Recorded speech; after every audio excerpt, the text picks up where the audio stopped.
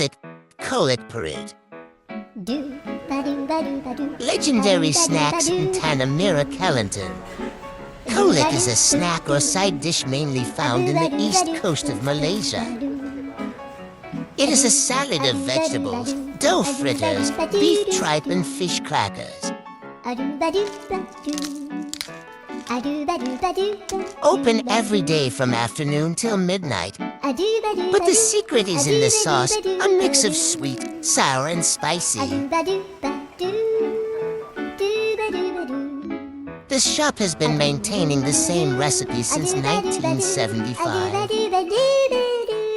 Give it a try the next time you are in town. Little bit spicy.